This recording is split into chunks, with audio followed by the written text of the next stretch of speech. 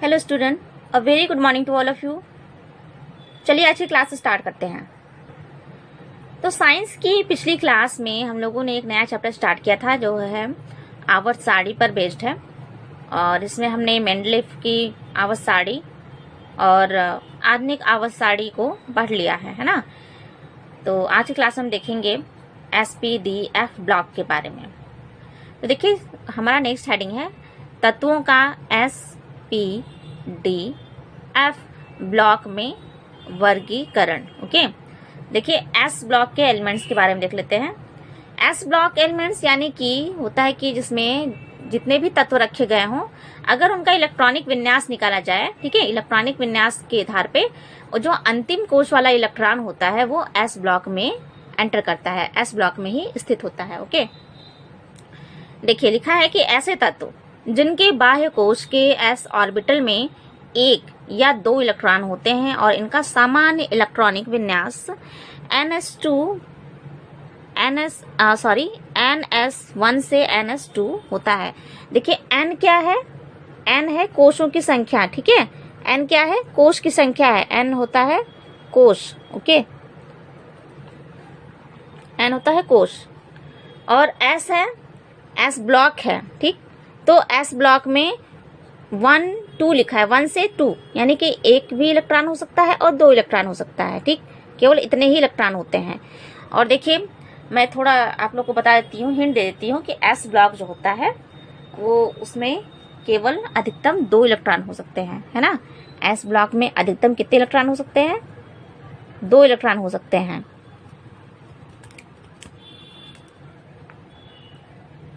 ठीक। तो कह रहा है कि जो S ब्लॉक है उसमें एक भी हो सकता है, 2 इलेक्ट्रॉन होते हैं।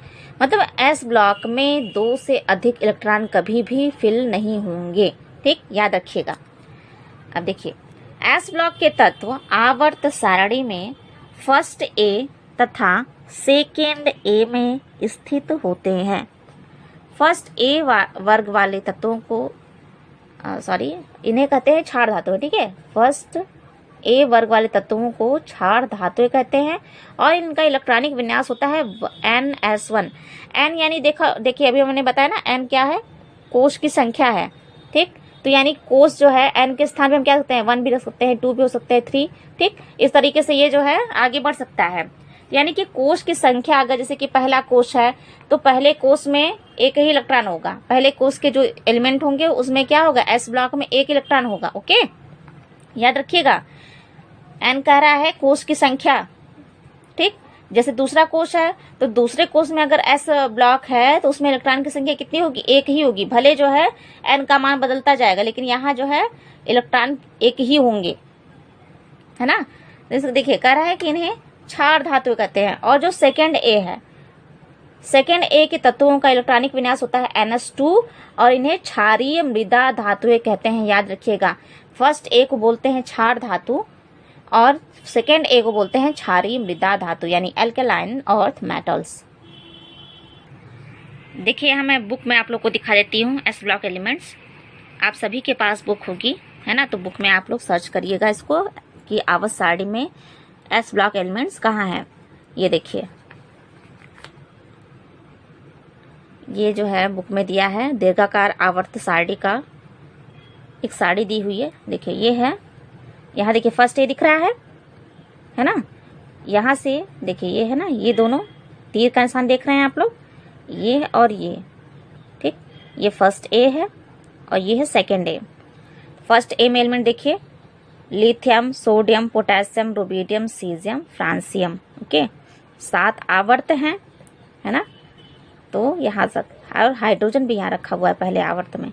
सेकेंड A में देखिए beryllium, magnesium, caesium, strontium, barium, इस तरीके से, ठीक। तो इन 2 वर्गों के तत्वों को कहेंगे S ब्लॉक के तत्व। ये है क्षारीय धातु और ये है क्षारीय मृदा धातु। देखिए अगर कोई किसी तरह का कंफ्यूजन है तो आप इसे कॉपी में भी बना सकते हैं याद रखने के लिए कि S ब्लॉक के एलिमेंट्स कौन से हैं और S ब्लॉक के फर्स्ट A में कौन कौन से एलिमेंट्स रखे गए हैं और सेकेंड A में कौन कौन से एलिमेंट्स रखे गए हैं।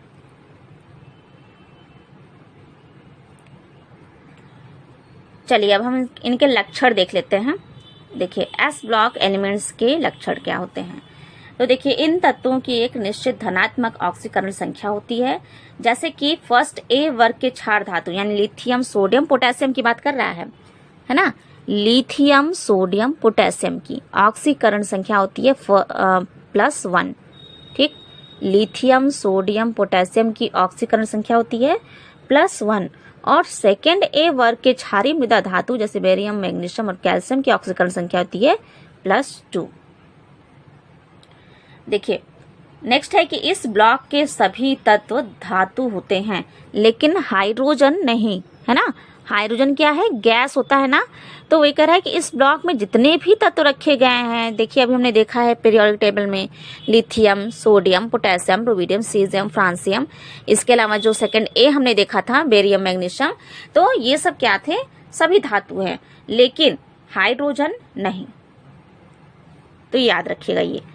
नेक्स्ट देखिए कि ये जो होते हैं तत्व ये वैद्युत संयोजक यौगिक का निर्माण करते हैं। वैद्युत संयोजक यौगिक यानी देखिए NaCl और पोटेशियम क्लोराइड हो गया KCl CaCl MgCl2 आदि। नेक्स्ट देखिए टॉपिक, नेक्स्ट लाइन है कि इनके जो ऑक्साइड होते हैं वो प्रबल क्षारीय होते हैं, है ना। यानी कि ऑक्सीजन के साथ जब ये अभिक्रिया करके ऑक्साइड का निर्माण करते हैं तो क्या होते हैं, ये प्रबल क्षारीय कैरेक्टर शो करते हैं। ये अधिक क्रियाशील होते हैं। फिर नेक्स्ट देखिए इनमें आसानी से इलेक्ट्रॉन का त्याग करके धनायन निर्माण की प्रवृत्ति होती है, अतः ये प्रबल अपचायक होते हैं। ठीक है। और नेक्स्ट देखिए ये जल तथा अम्लों से क्रिया करके हाइड्रोजन गैस मुक्त करते हैं। जल के साथ अभिक्रिया कर लेंगे या फिर किसी अम्ल के साथ अभिक्रिया करेंगे तो ये क्या करेंगे, हाइड्रोजन गैस को रिलीज करते हैं।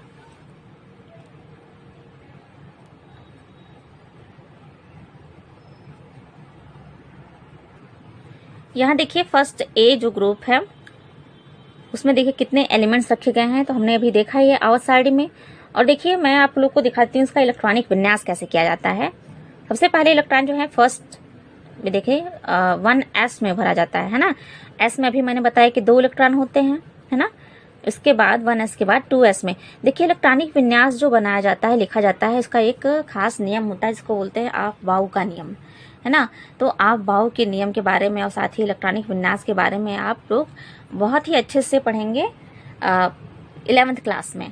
ठीक, तो यहाँ केवल आप समझ लीजिए कि कैसे ये कह रहा है कि जो है लास्ट जो है जो एलिमेंट होता है, इलेक्ट्रॉन होता है जो, वो जाता है S में। तो यहाँ देखिए लिथियम है ना। लिथियम में 3 इलेक्ट्रॉन होते हैं, इनका परमाणु क्रमांक भी 3 होता है।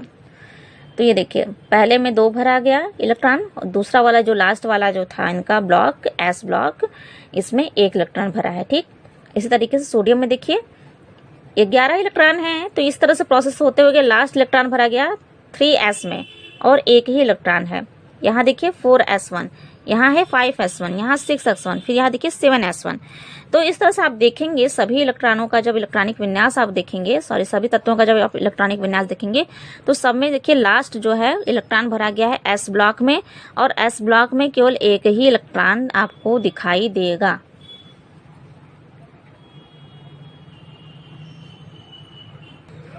ओके, इसी प्रकार से अगर हम सेकेंड ए की बात करें, वर्ग दूसरे की बात करें, जो सेकेंड ए है ना, तो उसकी बात करें तो उसमें हमने देखा कि उसमें कितने होते हैं अंतिम इलेक्ट्रॉन में, अंतिम कोश में इलेक्ट्रॉन कितने होते हैं, NS2 वाला है ना। S ब्लॉक में 2 इलेक्ट्रॉन होते हैं। ठीक, तो क्या होता है देखिए जैसे यहाँ पे लिथियम है तो लिथियम की जगह आप लोग आवाज साड़ी आप लोग देखेंगे उसमें क्या लिखा है, बेरिलियम लिखा हुआ है। ठीक, इलेक्ट्रॉनों की संख्या कितनी है, 4 है ना। लिथियम की जगह क्या है,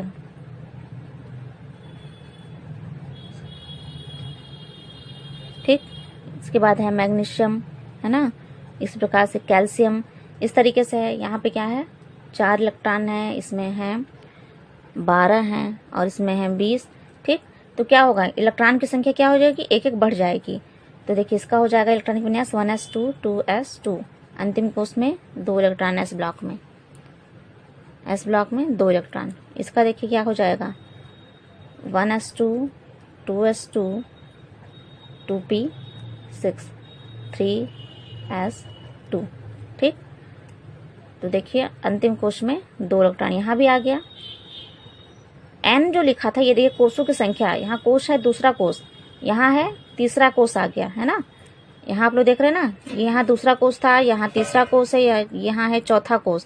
यानी n जो है, हमने अभी इसका फॉर्मूला देखा था कि ns 1 से 2 होता है इनका इलेक्ट्रॉनिक विन्यास। ठीक, यानी कि n क्या है, कोषों की संख्या प्रदर्शित करता है। तो n देखिए 2 है, यहाँ तीसरा कोष, यहाँ चौथा कोष, यहाँ है 5वां कोष, यहाँ देखिए 6ठा कोष है और यहाँ 7वां कोष है ना। तो वही कह रहा है कि यहाँ देखिए, और ये तो फर्स्ट ए वर्ग की बात थी, और सेकंड ए में क्या होता है, सेकंड ए में बेरियम मैग्नीशियम कैल्शियम में ये 20 है। देखिए तो क्या लिखेंगे, 1s2 2s2 2p6 3s2 3p6 4s2। ठीक, इसी प्रकार से, यानी कि इनके अंतिम कोष में कितने इलेक्ट्रॉन हो जाएंगे, इस ब्लॉक में 2 इलेक्ट्रॉन हो जाएंगे।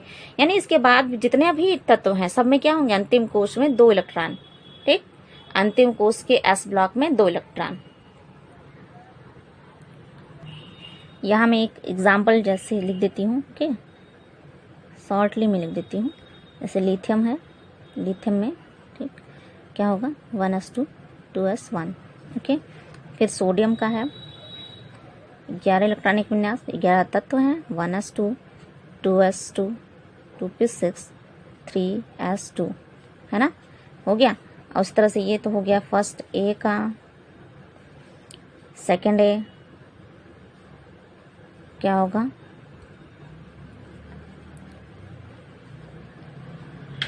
लिथियम के बाद क्या आता है, बेरियम।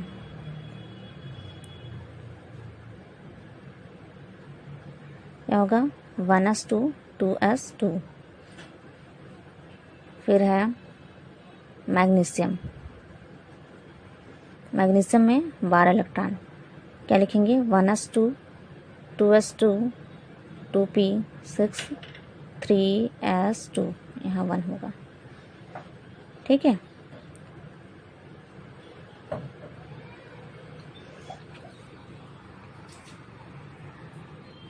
देखिए नेक्स्ट है पी ब्लॉक एलिमेंट्स। तो ऐसे तत्व जिनके अंतिम इलेक्ट्रॉन बाह्य कोश के पी ऑर्बिटल में प्रवेश करते हैं पी ब्लॉक एलिमेंट्स कहलाते हैं। अंतिम इलेक्ट्रॉन कहाँ प्रवेश करेंगे, पी ब्लॉक में। तो या वे तत्व जिनके अंतिम कोश में 8 इलेक्ट्रॉन होते हैं पी ब्लॉक के एलिमेंट्स कहलाते हैं। देखिए आवाज सारणी में आप लोग इधर देखिए, यहाँ नीचे लिखा हुआ है पी ब्लॉक एलिमेंट्स। तो पी ब्लॉक एलिमेंट्स देखिए 13 14 15 16 17 और 18, इतना जो इस वर्ग से मतलब 13 से लेकर 18 तक के जितने भी वर्ग के अंतर्गत जितने भी एलिमेंट्स आते हैं उन्हें कहते हैं पी ब्लॉक के एलिमेंट्स, है ना। 13 का होता है उपवर्ग है इसका 3rd ए 4th ए 5th ए 6th ए 7th ए और 0 ग्रुप। ठीक, 0 ग्रुप में देखिए यहाँ है नियान, ऑर्गन, क्रिप्टॉन, जेनान, रेनान, ये सब है। ठीक है, तो ये देखिए यहाँ से 5 6 7 8 9 10 है ना, दिख रहा है ना, 13 14 15 16 17 18, यानी कि ये जो तत्व हैं इनको कहा गया है। साथ ही इसका इलेक्ट्रॉनिक विन्यास देखते चलिए। अभी हमने पढ़ा है कि अंतिम कोश के जो इलेक्ट्रॉन है वो कहाँ प्रवेश करते हैं, पी ब्लॉक में। पी ब्लॉक में प्रवेश करते हैं, इसलिए इनको कहा गया पी ब्लॉक एलिमेंट्स। यहाँ देखिए इलेक्ट्रॉनिक विन्यास देखिए इनका 2s2 2p1 पी में जा रहा है, अंतिम कोश का इलेक्ट्रॉन गया पी में। यहाँ देखिए 2p2, यहाँ देखिए 2p3 2p4 है ना, अंतिम कोश का इलेक्ट्रॉन कहाँ जा रहा है, पी ब्लॉक में। ठीक, समझ में आ रहा है। सारे इलेक्ट्रॉन अगर आप ध्यान से देखेंगे, जो भी इलेक्ट्रॉनिक विन्यास नीचे लिखे हुए हैं सब में आप देखेंगे कि अंतिम कोश का जो इलेक्ट्रॉन है वो कहाँ जा रहा है, पी ब्लॉक में ही जा रहा है। तो पी ब्लॉक में क्योंकि इनका इलेक्ट्रॉनिक विन्यास के आधार पर इनका इलेक्ट्रॉन जो है पहुंचता है, इसलिए इनको रखा गया है पी ब्लॉक में।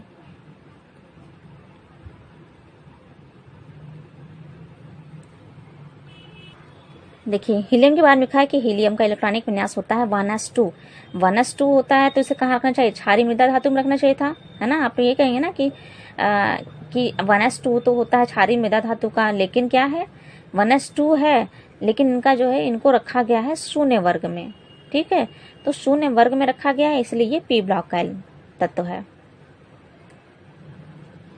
अब देखिए आवर्त सारणी में पी ब्लॉक के तत्व हैं 3rd A, 4th A, 5th A, 6th A, 7th A और शून्य वर्ग। ठीक, अभी तो हमने देखा ही इसको आवर्त सारणी में। इनके लक्षण देख लेते हैं। इन तत्वों का समान इलेक्ट्रॉनिक विन्यास होता है NS2NP1, है ना, NS2NP1, यानी कि यहाँ क्या है N कोष की संख्या, यहाँ भी क्या है कोष की संख्या, यानी कोष की संख्या बढ़ती जाएगी। लेकिन देखिए S ब्लॉक में जब P ब्लॉक की बात करेंगे तो इलेक्ट्रॉन जो है इस ब्लॉक में फुलफिल रहेंगे, 2 इलेक्ट्रॉन कंप्लीटली भरे रहेंगे, और P ब्लॉक में 1 इलेक्ट्रॉन भरा रहेगा, है ना। तो 1 से वो 6 तक भरा जा सकता है। फिर से हम आवर्त सारणी देख लेते हैं।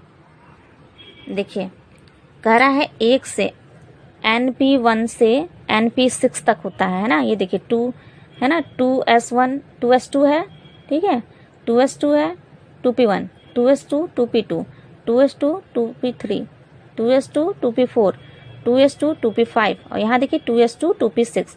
इसी तरह से यहाँ देखिए 3s2 3p1, 3s2 3p2, 3s2 3p6, 3s2 3p4। तो इस तरह से यहाँ देखिए 4s2 4p1, है ना। यानी ये 6 तक पूरा पी ब्लॉक में 1 से 6 तक इलेक्ट्रॉन भरे रहते हैं, है ना। और पी ब्लॉक जो है ऐसा एलिमेंट होता है जिसमें अधिकतम 6 इलेक्ट्रॉन होते हैं। 6 से कभी ज़्यादा इलेक्ट्रॉन भरेंगे ही नहीं, है ना। 6 से कम इलेक्ट्रॉन भर सकते हैं, जैसे यहाँ आपको इलेक्ट्रॉनिक विन्यास में दिख रहा है कि 6 से कम इलेक्ट्रॉन हो सकते हैं, लेकिन 6 से कभी भी ज़्यादा पी ब्लॉक में एलिमेंट नहीं होंगे। ठीक, तो वही ये लिखा है कि इनका जो है इलेक्ट्रॉनिक विन्यास होता है NS2NP1 से NS2NP6 होता है, या शॉर्टली में हम इसे इस तरह से लिख सकते हैं NS2NP1 से 6। ठीक, इतना भी लिख सकते हैं हम इलेक्ट्रॉनिक विन्यास इनका।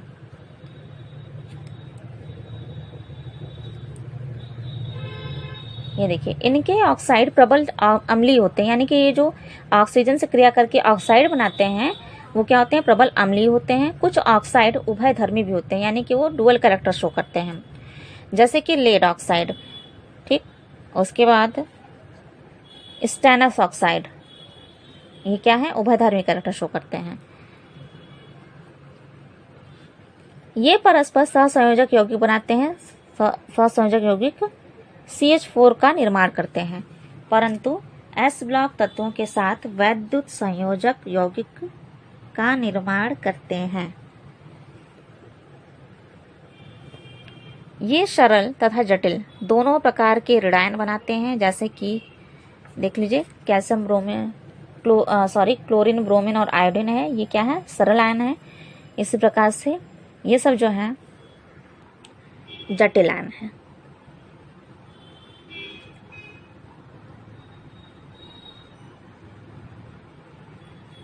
नेक्स्ट है डी ब्लॉक एलिमेंट्स।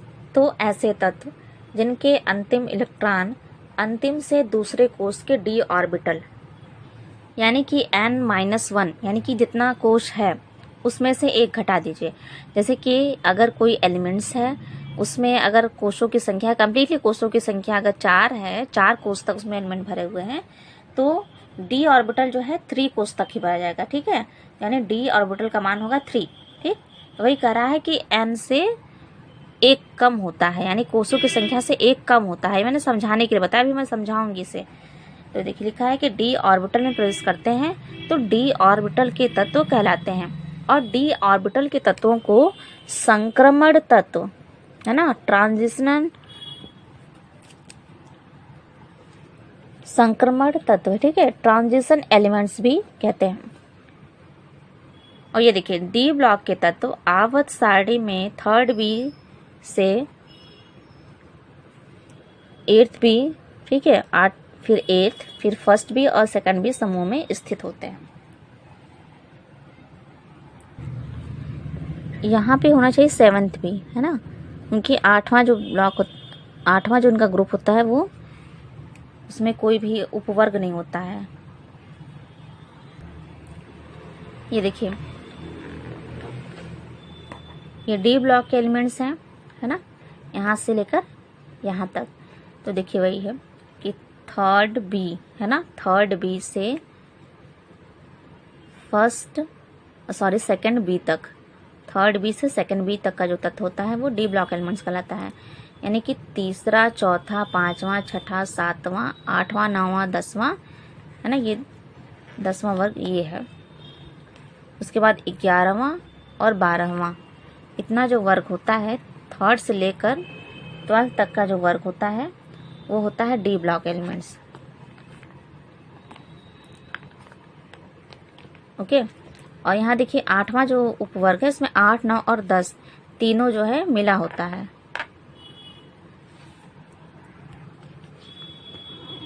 ठीक है, यहाँ देखिए। अब इसका इलेक्ट्रॉनिक विन्यास आप देखते चलिए। यहाँ देखिए 3D1 4s2 है। Okay, 3D1 4s2। यहाँ देखिए 3D2 4s2, यानी कि कह रहा है कि अंतिम वाला जो कोश है अंतिम कोश से एक कम, यानी देखिए अंतिम कोश से चौथा, ठीक है, चौथे कोश में इलेक्ट्रॉन भरा गया है लेकिन एक कम होता है। तो यहाँ देखिए डी जो है 3D 4 से एक कम हो गया। n-1 वाला अभी हमने देखा ना, यानी कि 4 कोश है, 4 में से एक घटा 3 हुआ, है ना, तो 3D में गया है इलेक्ट्रॉन। उसके बाद यहाँ देखिए 3D2 में इलेक्ट्रॉन गया है 3, ठीक, यहाँ है देखिए 3D5 है, ठीक। तो इस तरह से इसमें इलेक्ट्रॉन भरे जाते हैं, मतलब अंतिम इलेक्ट्रॉन भरे गए हैं डी में। और ये देखिए डी में अधिकतम इलेक्ट्रॉन भरे जाते हैं 10, है ना, 10 से ज़्यादा कभी भी इलेक्ट्रॉन डी ब्लॉक में नहीं भरे जाएंगे। 10 से कम हो सकते हैं लेकिन 10 से ज़्यादा कभी नहीं। एस ब्लॉक में भी हमने देखा था कि एस ब्लॉक में अधिकतम इलेक्ट्रॉन भरे जाते हैं 2, है ना, 1 भी हो सकता है 2 भी हो सकता है। इस तरीके से पी में हमने देखा था कि पी में अधिकतम इलेक्ट्रॉन होते हैं 6 से ज़्यादा कभी भी इलेक्ट्रॉन नहीं भरे जाएंगे पी ब्लॉक में। इसी प्रकार से डी ब्लॉक जो है, डी ब्लॉक में अधिकतम इलेक्ट्रॉन भरे जाते हैं 10।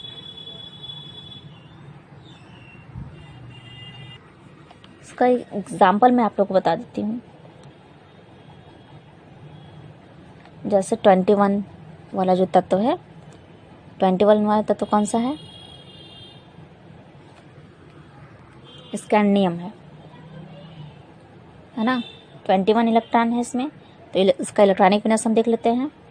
1s2 2s2 2p6 3s2 3p6 4s2 3d1, इस तरीके से लिखा जाएगा। ओके, चलिए अब इसके लक्षण देख लेते हैं। तो देखिए डी ब्लॉक तत्वों के सबसे बाहरी 2 कोश जो है होते हैं इनके अपूर्ण होते हैं। सबसे बाहरी के जो 2 कोश होंगे वो हमेशा अपूर्ण होते हैं। डी ब्लॉक तत्वों का समान इलेक्ट्रॉनिक विन्यास होता है n-1d, है ना, देखिए यहाँ है ना, जो मुख्य जो कोश है उससे एक हमेशा कम रहेगा, n-1d। सबसे देखिए चौथा तो सबसे लास्ट में आना चाहिए, लेकिन है क्या 3, है ना, किस में जा रहा है इलेक्ट्रॉन, अंतिम 3 में जा रहा है, तीसरे कोश में। तो ये कह रहा है कि n-1d होता है और डी में 1 से 2 इलेक्ट्रॉन, उसके बाद ns 1 से 2 इलेक्ट्रॉन, यानी कि इसमें जो है 1 से 2 इलेक्ट्रॉन हो सकते हैं।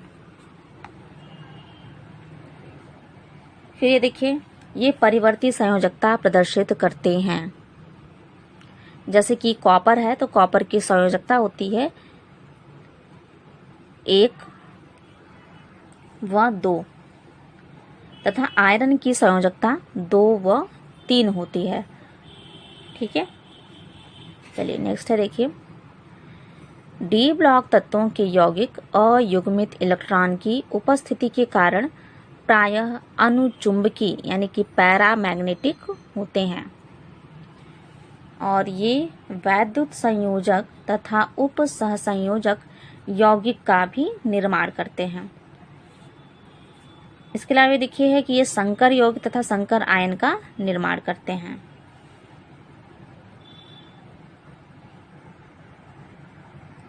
नेक्स्ट इनका कैरेक्टर है कि इस ब्लॉक के तत्व और उनके यौगिक जो होते हैं, यानी कि तत्व जो आपस में क्रिया करके यौगिक का निर्माण करते हैं, वो मुख्य रूप से उत्प्रेरक का कार्य करते हैं और इनका गलनांक और क्वथनांक उच्च होता है। गलनांक और क्वथनांक समझ रहे होंगे, मेल्टिंग पॉइंट और बॉइलिंग पॉइंट। अब नेक्स्ट देखिए एफ ब्लॉक एलिमेंट्स।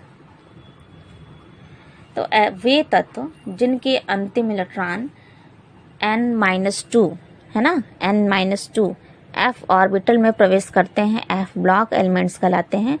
इन तत्वों को आंतरिक संक्रमण तत्व भी कहते हैं। संक्रमण तत्व क्या किसको कहते थे? डी ब्लॉक एलिमेंट्स को। आंतरिक संक्रमण तत्व एफ ब्लॉक एलिमेंट्स। और इन तत्वों को यानी कि एफ ब्लॉक एलिमेंट्स को दो श्रेणियों में विभाजित किया गया है, जिसे 4f और 5f श्रेणी कहते हैं। और प्रत्येक श्रेणी में, ठीक है, 4f और 5f में 14 तत्व रखे गए हैं। 4f श्रेणी के तत्व को लैंथेनाइट कहा जाता है। 4f श्रेणी के तत्व को क्या कहा जाता है? लैंथेनाइट। परमाणु क्रमांक 58 से 71 के जितने भी तत्व हैं उनको कहा जाएगा लैंथेनाइट के तत्व।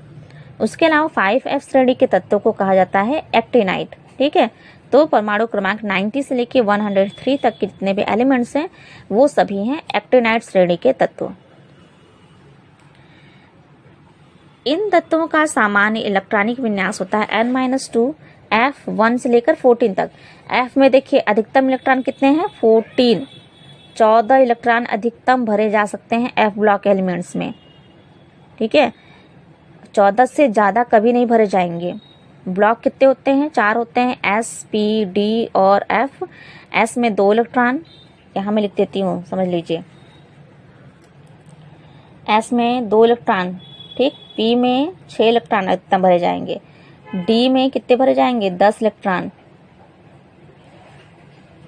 और f में 14 इलेक्ट्रॉन अधिकतम भरे जाते हैं।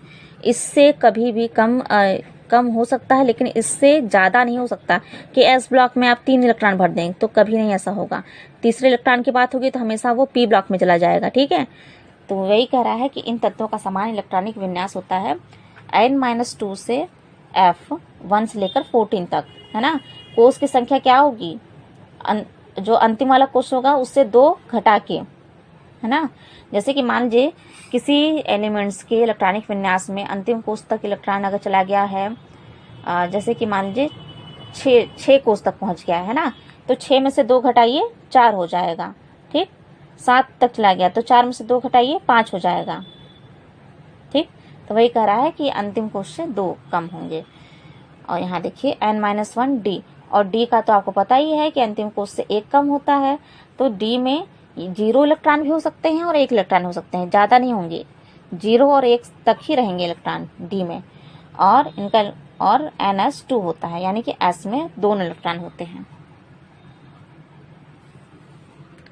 f ब्लॉक के तत्वों को आवर्त सारणी के नीचे 2 पंक्तियों में रखा गया है। अच्छा, देख लेते हैं कि कहाँ रखे गए हैं इन्हें। देखिए आवर्त सारणी में ये दिख रहा है आपको बिल्कुल सेंटर में f ब्लॉक एलिमेंट्स। ठीक, और मुख्य आवर्त सारणी ये है ना। मुख्य आवर्त सारणी तो ये है। मुख्य आवर्त सारणी में s ब्लॉक, d ब्लॉक और p ब्लॉक रखे गए हैं, और आवर्त सारणी के बाहर रखे गए हैं f ब्लॉक के एलिमेंट्स। लैंथेनाइट श्रेणी दिख रहा है, लैंथेनाइट श्रेणी है 58 से 71। इसके अलावा एक्टिनाइट श्रेणी के तत्व हैं 90 से 103 तक। ठीक है, और दोनों में कितने कितने एलिमेंट्स हैं? 14 एलिमेंट्स हैं। और इनका इलेक्ट्रॉनिक विन्यास हम जरा ध्यान से देख लेते हैं। ये देखिए 58 वाला हम ध्यान से देखिए,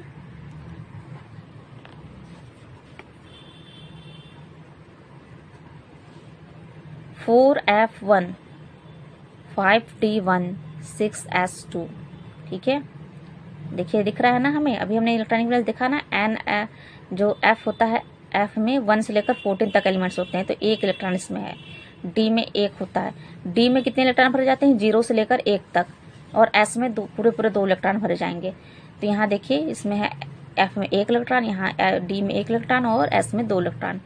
यहाँ देखिए 3 है f में और d में 0 इलेक्ट्रॉन, है ना। अभी हमने देखा ना कि डी ब्लॉक में जब हम एफ ब्लॉक के एलिमेंट्स का इलेक्ट्रॉनिक विन्यास लिखेंगे तो डी ब्लॉक में 0 भी हो सकता है इलेक्ट्रॉन। तो यहाँ देखिए इसमें है 0 इलेक्ट्रॉन, एस में 2 इलेक्ट्रॉन।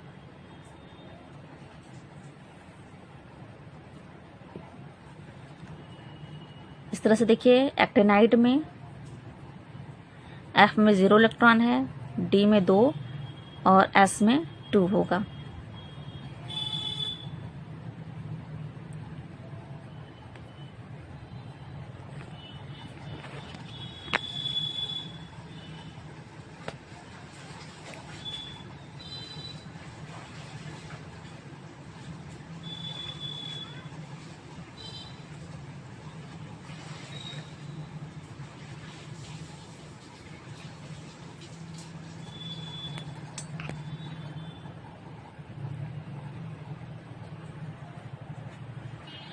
अब एफ ब्लॉक एलिमेंट्स के हम लक्षण देख लेते हैं। देखिए एफ ब्लॉक एलिमेंट्स का जो है 3 अंतिम कोश अपूर्ण होता है और ये तत्व मुख्य रूप से +2, +3 तथा +4 ऑक्सीकरण अवस्था शो करता है ना। और इन तत्वों आयनों में अयुग्मित इलेक्ट्रॉन भी होते हैं और ये अनुचुंबकीय होते हैं। अयुग्मित यानी कि जिनका पेयरिंग कंप्लीट ना हो, ठीक है। तो वही कह रहा है कि अयुग्मित इलेक्ट्रॉन होते हैं और साथ ही ये अनुचुंबकीय भी होते हैं। देखिए एफ ब्लॉक में जो लैंथेनाइट श्रेणी का तत्व है उसके बारे में लिखा गया है कि ये जो है बहुत ही क्रियाशील होते हैं और चांदी की समान जो है चमकदार होते हैं, ठीक। जैसे कि चांदी के जैसे आभूषण होते हैं नए लीजिए तो कितनी चमक होती है, तो सेम उस तरह से लैंथेनाइट श्रेणी के जो एलिमेंट्स होते हैं उनमें भी चमक पाई जाती है। इसके अलावा देखिए है लास्ट इनका कैरेक्टर है लैंथेनाइट का कि सभी लैंथेनाइट जो होते हैं ये त्रिसंयोजक आयनिक यौगिक का निर्माण करते हैं और इनके हाइड्रोक्साइड आयनिक तथा क्षारीय प्रकृति के होते हैं।